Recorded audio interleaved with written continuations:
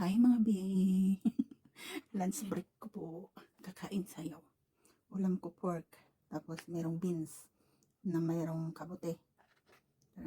Gulay sa beans. Tapos mayroong repolyo. At saka ano may carrots. Tapos merong pipino. Dito kasi sa Taiwan yung pagkain dito na ganito meron talagang may kanin na may ulam, may gulay talaga yan, hindi pwedeng ganito lang. Sa atin kasi ganito lang may ulam na okay na. Dito kasi nakasiparate talaga sa kanila yung mga gulay. Sa atin kasi pinagsasama-sama, no. Kain tayo. Hasan kasi, pag nagluluto, pinagsasama-sama ang gulay.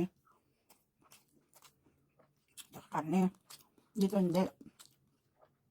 Nakasiparate yung gulay. Ganyan.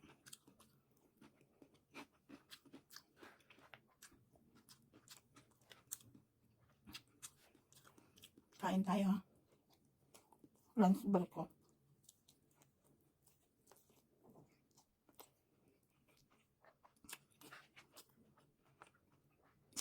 Sa lunch lang din ako kumakain ng kanin.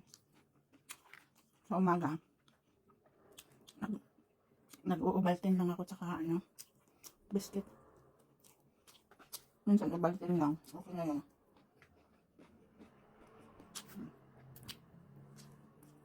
Yan. Ngayon, pork na yung inulam ko. Baka sabihin nyo, puro na lang ako manok.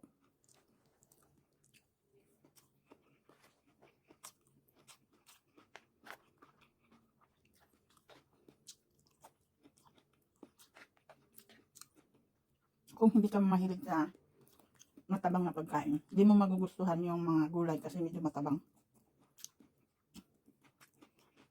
May lasa man, pero medyo matabang. Yan. Halit na itlog.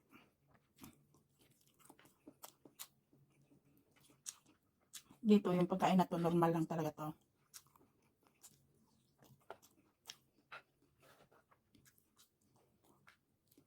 Normal na pagkain nila dito. Kasi kahit sa bahay nila, may mga ganito din, may ulam, karne, ganyan, tapos gulay. Nakasipari talaga yung gulay doon sa pinaka main dish talaga.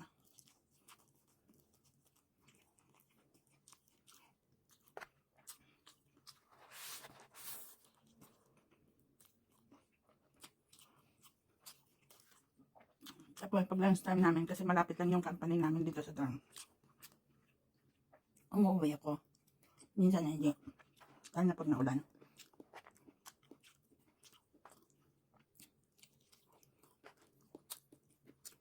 Sabad umuwi.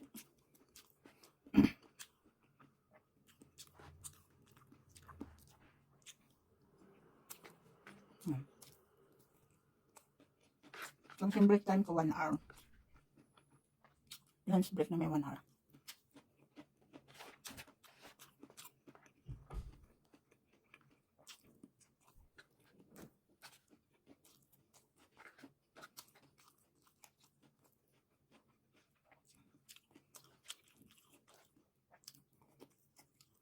Ganun yan. Pag may pasok ako, nag-order kami. Nakikisabay ako sa mga kasama ko na chikwa na mag-order ng pagkain. Pero yung mga kasama ko sila ng mga nagluluto.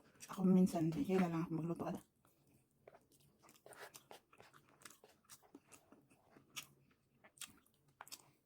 Minsan nakakauman yung luto ko ba?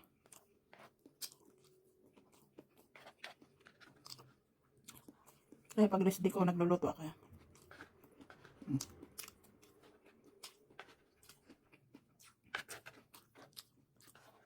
Ay, nagmamadali. Nasanay na rin ako kumain ng mabilis kasi minsan pag break time namin, pagkatapos kumain, kapag naantok, yan, may idlip. Saglit.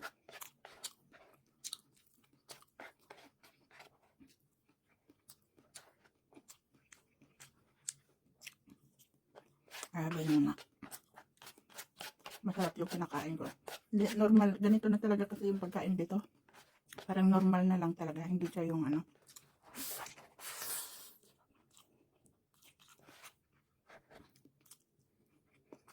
Hindi mahalap ah. Nasobraan. Kasi ano yung ginamit, yung maalat na itlog ang nilagay. Thank you for watching guys. Bye bye.